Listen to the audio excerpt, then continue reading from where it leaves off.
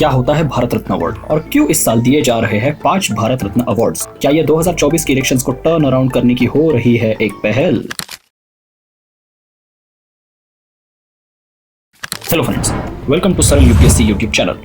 हमेशा की तरह आज भी हम आपके लिए लाए हैं एक एमसीक्यू क्वेश्चन, जिसका आंसर आपको वीडियो के एंड में बताया जाएगा। तो क्वेश्चन है कि Zair Al Bahr is a joint military exercise between which 2 countries? आपके ऑप्शंस है A India Qatar, option B India Bahrain, option C India UAE या ऑप्शन डी इंडिया ओमान। तो चलिए फ्रेंड्स, आज के वीडियो को स्टार्ट करते हैं, जो कि लास्ट कुछ दिनों से जो प्रोमिनेंट पर्सनालिटीज है उनको 2024 का भारत रत्न पुरस्कार देकर जो नवाजा गया है उस पर फोकस करता है।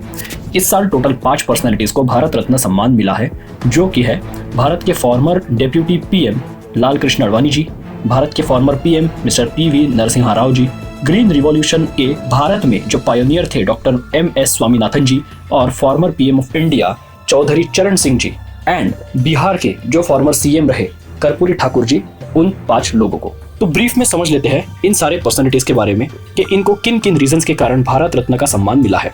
तो एलके आडवाणी जी से स्टार्ट करते हैं। लाल कृष्ण आडवाणी जी का जन्म कराची में हुआ 8 नवंबर 1927 को, और आगे जाकर उन्होंने भारतीय जनसंघ के और आरएसएस के थ्रू अपनी पॉलिटिकल जर्नी शुरू की। आज जो बीजेपी हमारे देश की रूलिंग पार्टी है और वर्ल्ड की लार्जेस्ट पॉलिटिकल पार्टी है, उसके वो फाउंडिंग मेंबर रहे। साथ ही साथ अटल बिहारी वाजपेयी जी की एनडीए गवर्नमेंट में वो 2002 से 2004 तक डिप्यूटी पीएम भी रहे। राम जन्मभूमि आंदोलन में एलके आडवाणी जी का रोल सबसे प्रोमिनेंट रहा, ये कहना गलत नहीं होगा। उनके बाद नाम आता है कर्पूरी ठाकुर जी का। कर्पूरी ठाकुर जी को जननायक भी कहा जाता है। वो बिहार के 2 बार सीएम रह चुके हैं, और कर्पूरी ठाकुर जी ने बैकवर्ड सेक्शंस ऑफ सोसाइटी के अपलिफ्टमेंट के लिए एक बहुत बड़ा रोल प्ले किया है। और आज की जो प्रोमिनेंट पॉलिटिकल पार्टीज है जैसे आरजेडी और जेडीयू, वो उनसे इंस्पायर्ड है एक तरह से। इनके बाद अब आते हैं फॉर्मर पीएम चौधरी चरण सिंह जी पर। चौधरी चरण सिंह जी एक महान किसान नेता थे। उनका जन्म यूपी के नूरपुर गाँव में हुआ।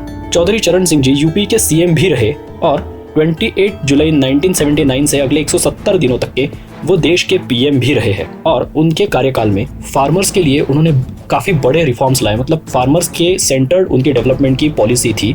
ऐसे वो एक नेता थे।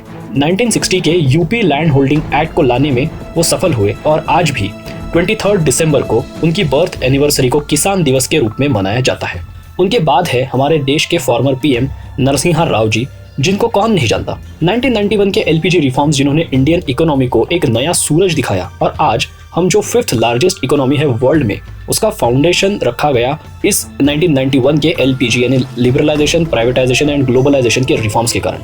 उसका क्रेडिट डॉक्टर मनमोहन सिंह जी को तो जाता ही है, क्योंकि वो उस टाइम पर फाइनेंस मिनिस्टर थे हमारे देश के, और उतना ही क्रेडिट पीवी नरसिम्हा राव जी को भी जाता है, जिनकी लीडरशिप में ये बोल्ड स्टेप लिया गया। वही जिस एक महान पर्सनालिटी ने आज जो इंडिया को फूड सिक्योरिटी प्रोवाइड की है और एक फूड डेफिसिट कंट्री से फूड सरप्लस कंट्री बनाया है, वो none other than doctor MS Swaminathan. इनको भी भारत रत्न से इस साल नवाजा गया है। डॉक्टर एमएस स्वामीनाथन को father of Indian green revolution इस नाम से भी हम उन्हें जानते हैं। सो बेसिकली एक बार भारत रत्न अवार्ड क्या होता है और किनको मिलता है, प्लस इसमें क्या क्या इंक्लूडेड होता है, इसे एक बार समझ लेते हैं। भारत रत्न अवार्ड की शुरुआत 1954 में की गई थी, तब के राष्ट्रपति डॉक्टर राजेंद्र प्रसाद जी के हाथों। भारत रत्न इंडिया का हाईएस्ट सिविलियन अवार्ड है, जो कि exceptional contribution to the nation इस आइडिया पर दिया जाता है। Though normally it is given to the Indian born citizens, लेकिन Bharat Ratna has also been conferred on some of the non Indian born citizens, जैसे नेचुरलाइजेशन के थ्रू मदर टेरेसा को ये मिला गया था।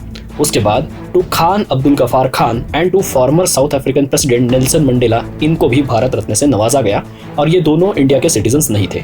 भारत रत्न का रिकमेंडेशन पीएम अल्टीमेटली करते हैं अपने कैबिनेट से कंसल्टेशन करने के बाद, और पीएम के थ्रू इसका जो रिकमेंडेशन है वो हमारे देश के राष्ट्रपति जी को किया जाता है।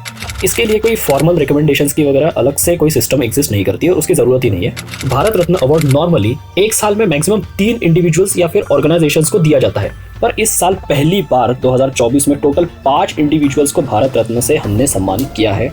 और अभी तक ये लिस्ट खत्म हुई है या नहीं, इसकी कोई गारंटी नहीं है। हो सकता है इस लिस्ट में और भी लोग इस साल ऐड हो सकते हैं, वो आने वाला वक्त ही बताएगा। तो भारत रत्न अवार्ड में एक मेडलियन होता है, जो कि पीपल की लीफ के शेप में बना होता है। नॉर्मली ये ब्रॉन्ज के मटेरियल का बना हुआ होता है, और इसके साथ एक सनद या सर्टिफिकेट भी दिया जाता है। नोटेबल थिंग यहाँ यह है कि भारत रत्न अवार्ड में किसी टाइप का कोई मॉनेटरी अवार्ड नहीं होता, मतलब इसमें कैश प्राइज या ऐसे टाइप का कोई पैसे से रिलेटेड कोई अवार्ड में कंपोनेंट नहीं एग्जिस्ट करता। भारत रत्न जीतने वाले यंगेस्ट रेसिपिएंट है आज तक के श्री सचिन तेंदुलकर जी, जिनको ये honour at the age of 40 दिया गया इन द ईयर 2014। तो फ्रेंड्स, ऐसा है ये पूरा टॉपिक और आपके 2024 के यूपीएससी प्रीलिम्स के लिए ये काफी इंपॉर्टेंट टॉपिक है। और अब आज के एमसीक्यू क्वेश्चन का आंसर बताने का टाइम आ चुका है। तो आंसर है ऑप्शन ए, इंडिया कतार।